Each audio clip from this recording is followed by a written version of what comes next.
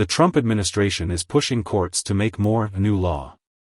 Federal courts tend to avoid tackling unprecedented questions that strike at the heart of the separation of powers, the large and small mysteries left by the framers and amenders of the Constitution. Judges at every level are painfully aware that their decisions in cases of first impression risk unintended consequences that could destabilize the nation's balance of power. So when those questions present themselves, they often find ways to resolve the cases without issuing far-reaching rulings or making new law.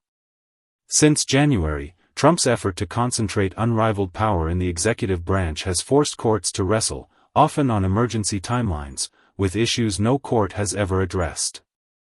But even that novel dynamic has been supercharged in recent days. In just the past month, the Supreme Court agreed to hear a case that will decide for the first time whether the president's emergency powers allow him to unilaterally impose tariffs on international trading partners, a case that could upend the world economy and weaken Congress's control over the levers of American trade. The High Court also took up a frantic effort by foreign aid groups to block Trump from slashing $4 billion in funding authorized by Congress, a test of the president's ability to wrest control of the power of the purse by impounding funds without lawmakers' approval. In 1 week, those funds will lapse without the court's intervention.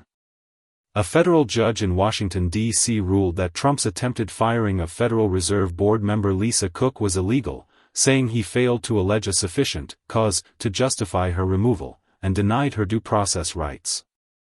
It was the first courtroom test of any president's ability to remove Senate-confirmed members of the Federal Reserve Board.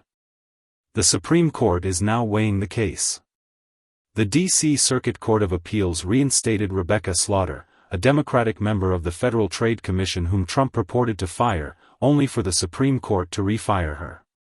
The High Court also set up a decades-in-the-making showdown over the president's power to fire board members thought to be independent from political control.